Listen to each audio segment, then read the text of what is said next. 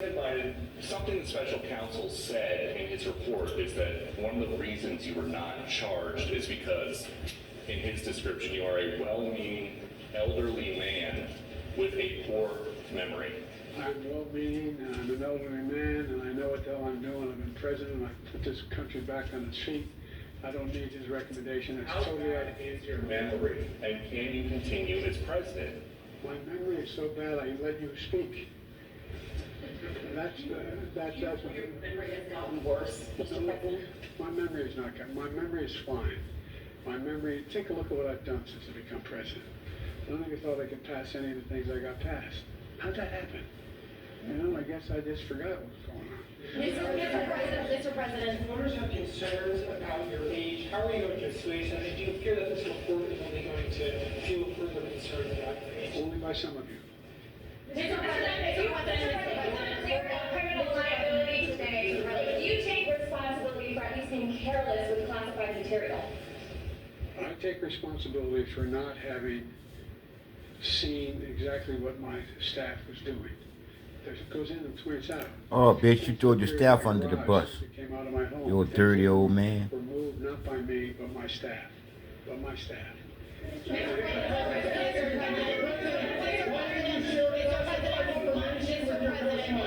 Mr. President, for months when you were asked about your age, you would respond with the words, "Watch me." Well, many American people have been watching, and You've they been have expressed stumbling over concerns everything. about your age. That is your judgment. That is your judgment. That is not the judgment of the press. They expressed concerns about your mental acuity. They say that you are too old. Mr. President, in December, you told me that you believe there are many other Democrats who could defeat Donald Trump. So why does it have to be you now? What is your answer Because to I'm the that most question? qualified person in this country to be president of the United States and finish the job I started. Why are you refusing the names of world leaders? I did not share classified information.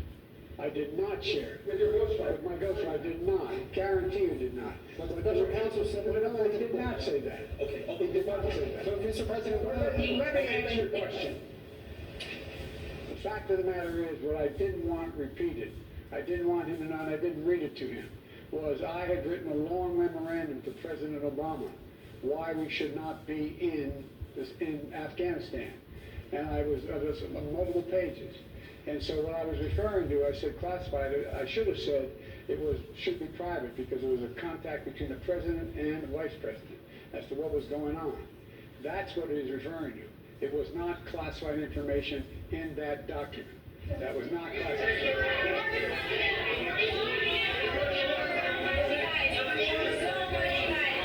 Now ask him the question.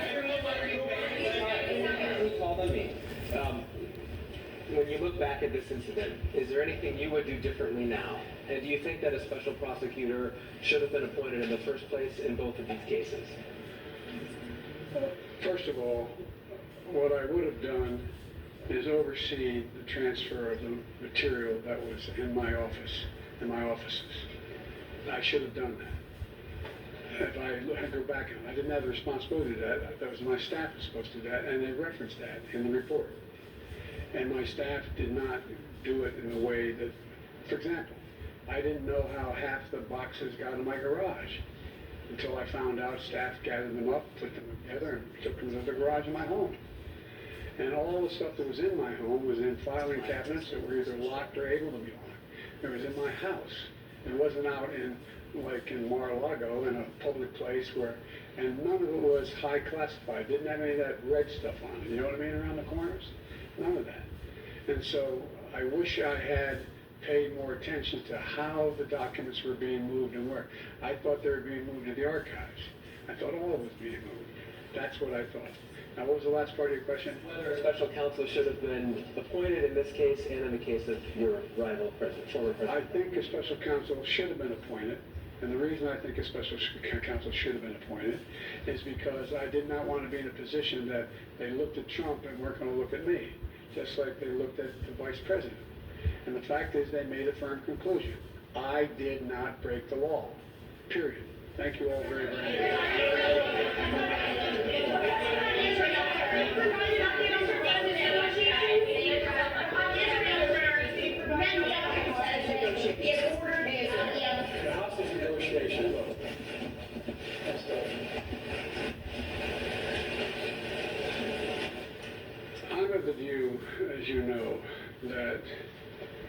The conduct of the response in the Gaza Strip has been over the top. I think that, as you know, initially the president of Mexico, Sisi, did not want to open up the gate to allow humanitarian material to get in.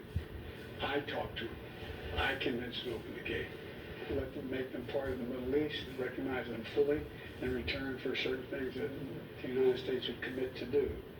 And the commitment that we were proposing to do related to Well, you see how incompetent this president is? one of them was to deal with the protection against their arch enemy to the northwest, northeast, I should say.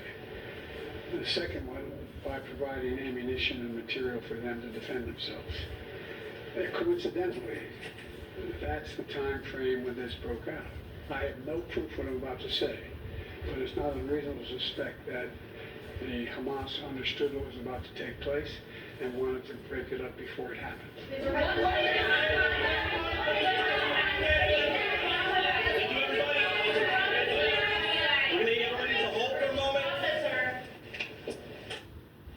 The chair now recognizes the ranking member, Mr. Nadler, for an opening statement.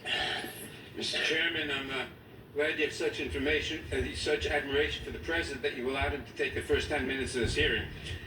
Mr. Chairman, House Republicans may be desperate to convince America that white conservative men are on the losing end of a two-tiered justice system, a theory that appeals to the MAGA crowd that has no basis in reality. But your comments today make me wonder if you have read the special counsel's report at all. Her report does help us draw a distinction between President Biden and Donald Trump. Just not Man, the one you fuck want. your lying Two ass, distinctions, you lying actually. fucker, you. First, the That's all report y'all do is clear, lie. quote, at no point did the special counsel find evidence that Mr. Biden intended or had reason to Look, believe the look. information would be used to injure the United States with the benefit of foreign nations, close quote. With respect to the classified documents found in President Biden's possession, quote, the decision to decline criminal charges was straightforward, close quote. And with respect to the special counsel's investigation, quote, Mr. Biden turned in classified documents to the National Archives and the Department of Justice, consented to the search of multiple locations, including his homes, After aside from voluntary interview, and in other they ways raided cooperated with the Mar-a-Lago. investigation, close quote. President Biden acted responsibly, cooperated completely, and the decision to decline criminal charges was relatively straightforward. In short, to borrow a phrase from the last administration, the Her report represents the complete and total exoneration of President Biden. And how does that record contrast with President Trump, the documents he retained, and the criminal charges pending against him in Florida? We know that Trump deliberately He took didn't large get amounts of exonerated no classified kind of way. information from the White House. How the fuck you talking He about? has admitted as much, occasionally pretending that he classified this information without telling anyone on his way out the door. We know that he stored that information around Mar-a-Lago in the craziest of places. On the ballroom stage, spilled across the floor of an unlocked closet. But he next to had the Secret Service at We know Mar-a-Lago. that he showed classified military plans to an author interviewing him at Bedminster. Quote, as president, I could have declassified it, Trump says on an audio recording. Now I can't, you know, but this is still a secret. Still a secret, close quote. So much for the declassification theory. We know from the indictment that Trump is alleged to have shared these classified documents with many other visitors to Mar-a-Lago. And we know that, despite this outrageous conduct, the Department of Justice gave Trump every opportunity to avoid criminal charges. Again, in the special counsel's words, quote, after being given multiple chances to return classified documents and avoid prosecution, Mr. Trump allegedly did the opposite. He not only refused to return the documents for many months, Man, all but these he people need also to be obstructed fired. justice We by gotta be listing stupid to others allow these bitches to steady destroy working in our evidence company and then to lie about it. after putting us Close in quote. $34 trillion Why did worth the of president debt. charge former President Trump but not President Biden? Not because of some vast conspiracy, not because the so-called deep state was out to get him, but because former President Trump was fundamentally incapable of taking advantage of even one of the many, many chances he was given to avoid those charges. Which brings me to the second distinction this report helps us draw between President Biden and Donald Trump. Simply put, President Biden had the mental acuity to navigate this situation. Donald Trump did not. Much has been made of the special counsel's gratuitous comments about the President Biden's age. But let's set the context. After returning every classified document, after opening his home to federal investigators, while simultaneously Man said managing the only first reason why they hours of wouldn't the crisis in prosecute Joe Israel, Biden is because he thinks he President is Biden incompetent. volunteered to sit through a 5-hour interview with the special counsel. I believe, as is his habit, that President Biden probably committed a verbal slip or two during the interview. And I'm not sure any of that matters, because when the interview was over, Mr. Hur completely exonerated President Biden. And then there is Donald Trump. What kind of man bungles not one, but dozens of opportunities to avoid criminal liability? What must that say about his mental state? Here, too, the record speaks for itself. One of the great memories of all time, James Webb. I don't remember the names. Don't remember the name. Viktor Orban. Did anyone ever hear of him? He's the leader of Turkey. By the way, they never report the crowd on January 6th. You know, Nikki Haley is in charge of security. 3 years later, how about that? Did you actually have it one-on-one with Comey then? Not much, not even that I remember. I like besitos. We have languages coming into our country. We have nobody that even speaks those languages. They're truly foreign languages. Nobody speaks them. Saudi Arabia and Russia. Will repeat your. I have a really good memory. Your next wife was a woman by the name of Marla Maples. That's right. Do you recall what years you were married to Ms. Maples? It's called like Up Here, and it's called Memory, and it's called other things. So you don't remember saying you're one of us? I don't remember that. And Putin, you know, has so little respect for Obama that he's starting to throw around the nuclear word. You've heard that, nuclear. We have to win in November, or we're not going to have Pennsylvania. They'll change the name. I talked to Putin a lot. Did you ask him that? I don't remember that. I saw that this morning. I don't remember asking him that. I have a good memory and all that stuff, like a great memory. For 20 years they were fighting ISIS. I defeated ISIS in 4 weeks, and we did with Obama. We won an election that everyone said couldn't be won, and that candidly. And you know what? When I am, you're going to show us. You're going to be the first people.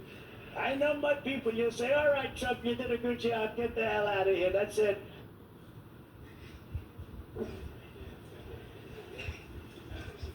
That is a man who is incapable of avoiding criminal liability, a man who is wholly unfit for office, and who a man, and a man who at the very least ought to think twice before accusing others of cognitive decline. Thank you for being here today, Mr. Hur. Thank you for illuminating a stark choice for this country in the months to come. I look forward to your testimony, and I yield back.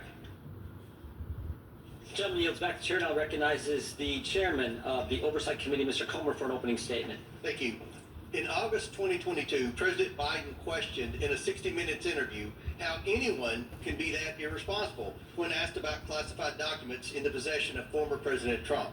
But when President Biden said this, he knew that he had stashed classified materials in several unsecure locations for years, dating back to his time as vice president and even as a U.S. senator. President Biden, the White House, and his personal attorneys have not been honest with the American people about his willful retention of classified material and continue to hide information from Congress. President Biden's attorneys claim to have first discovered classified material at Penn Biden Center on November 2nd, 2022. However, President Biden and his lawyers kept it secret from the American people before the midterm elections. CBS News broke the story in January 2023, leaving Americans to wonder if the White House had any intention of ever disclosing that President Biden hoarded classified documents for years. One of my first actions after becoming chairman of the House Oversight Committee was to launch an investigation into President Biden's mishandling of classified documents. This investigation started before Special Counsel Hur was named, and what we found is alarming. Information obtained through multiple transcribed interviews conducted by the Oversight Committee contradict the White House's and President Biden's personal attorney's narrative about the discovery of classified documents at the Penn Biden Center. In fact, the real timeline began in the spring of 2021, not November 2022, as the White House claimed. Additionally, the classified documents were not kept in a locked closet, as asserted by the White House. We've also learned that 5 White House employees and a Department of Defense employee were involved in the early stages of coordinating the organizing, moving, and removing of boxes that were later found to contain classified materials. There's no reasonable explanation as to why so many White House employees were concerned with retrieving boxes they believed only contained personal documents and materials. Why did President Biden keep these specific documents in unsecure locations for years? Many questions remain, but now the White House is obstructing Congress as we seek the truth for the American people. We've subpoenaed former White House counsel Dana Remus to appear for a deposition to provide information to our committee, but the White House is seeking to block her testimony. We've also subpoenaed the Department of Justice for audio recordings and transcript of President Biden's interview with Special Counsel Hur. These were due the morning of the State of the Union. Only this morning, a couple of hours before today's hearing, the Department of Justice finally provided the transcript of President Biden's interview with Special Counsel Hur. The timing is not coincidental. Although we've had little time to review the transcripts, from what we have seen, it is clear that the White House did not want Special Counsel Hur's final report to be released. The White House has refused to be transparent with the American people about the president's mishandling of classified documents. And worse, they have appeared to have lied about the timeline, about who handled the documents, and even about the contents of President Biden's interview with Special Counsel Hur. That is why today's hearing is important. Transparency is what we seek today, and we look forward to Special Counsel Hur's testimony. I yield back. Gentleman yields back. The chair now recognizes the ranking member of the Oversight Committee, Mr. Raskin, for his opening statement. Thank you, Chairman Jordan. There are just 3 basic points that all Americans need to understand about Mr. Hur's report. Number 1, the special counsel exonerates President Biden. No, he The very don't. first line of the report No, he says, don't exonerate nothing. We conclude that no criminal charges are warranted in this matter. He don't We reach exonerate the same him. conclusion, even if Department of Justice policy did not foreclose criminal charges against a sitting president. Second, the report establishes that President Biden offered complete and unhesitating cooperation with the special counsel's investigation. After they The raided Justice Department and the National Donald Archives Trump's were fucking proactively spot. notified of the classified documents, and they were turned over. The president allowed the FBI to search his homes, and he sat for a voluntary interview for more than 5 hours on October 8th and October 9th, even as he was busy responding to Hamas's vicious terrorist attack in Israel. The report thus demonstrates President Biden's complete devotion to the rule of law and his respect for a fair and independent Department of Justice. President Biden did not assert executive privilege or claim absolute immunity for presidential crimes. He did not hide boxes of documents under his bed or in a bathtub. He did not fight investigators, nor did he seek to redact a single word of Mr. Hur's report. He consented to the search of numerous locations, including his homes, and he did everything he could to cooperate, not obstruct. Third, Special Counsel Hur repeatedly emphasizes that President Biden's conduct contrasts sharply with that of former President Trump. Hur observes that unlike President Biden, quote, the allegations set forth in the indictment of Mr. Trump, if proven, would clearly establish not only Mr. Trump's willfulness, but also serious aggravating factors. He sets forth these points of difference in detail, quote, most notably after being given multiple chances to return classified documents and avoid prosecution, Trump allegedly did the opposite. According to the indictment, he not only refused to return the documents for months, but he also obstructed justice by enlisting others to destroy evidence and then to lie about it, unquote. He returned only a portion of subpoenaed documents and deliberately withheld the rest. Unlike President Biden, Trump did not alert the National Archives or DOJ of the documents, nor did he turn over all the classified materials in his possession. He did not agree to sit down for a voluntary interview with the special counsel. He never consented to a search of his home. On the contrary, Trump suggested that his attorney hide or destroy evidence requested by the FBI and the grand jury. Trump carefully these instructed people his just aide straight to up lie to us. boxes of classified documents to hide them from the Straight up lie FBI. to us. Trump tried to delete incriminating security tape footage from Mar-a-Lago, and he got his attorney to provide a false certification to the FBI saying he had produced all of the documents in his possession. He did not. Given that this report is so damning in the contrast between Biden and Trump, it is hard for me to see why our colleagues think that this hearing advances their flailing and embarrassing quest to impeach the President of the United States. What America sees today is evidence of one president who believes in the rule of law and works to protect it, and one who has nothing but contempt for the rule of law and acts solely in pursuit of his own constantly multiplying corrupt schemes. I yield back. Gentleman yields back without objection. All other opening statements will be included in the record. We will now introduce today's witness. The Honorable Robert Hur was appointed as his special counsel in January 2023 to investigate the removal and retention of classified documents discovered at the Penn Biden Center for Diplomacy and Global Engagement. He previously served as the Principal Associate Deputy Attorney General at the Department of Justice and as the United States Attorney for the District of Maryland. He was a law clerk for Chief Justice William Rehnquist and also clerk for Judge Alex Kaczynski on the Ninth Circuit Court of Appeals. We welcome our witness and thank him for appearing today. We'll begin by swearing you in. Mr. Hur, would you please stand? Raise your right hand. Do you swear or affirm under penalty of perjury that the testimony you're about to give is true and correct to the best of your knowledge, information, and beliefs, so help you God? So help you bullshit. Let the record reflect that the witness has answered in the affirmative. Thank you, and you can be seated. Please know that your written testimony will be entered into the record in its entirety. Accordingly, we ask that you summarize your testimony. Mr. Hur, you may begin with your opening statement.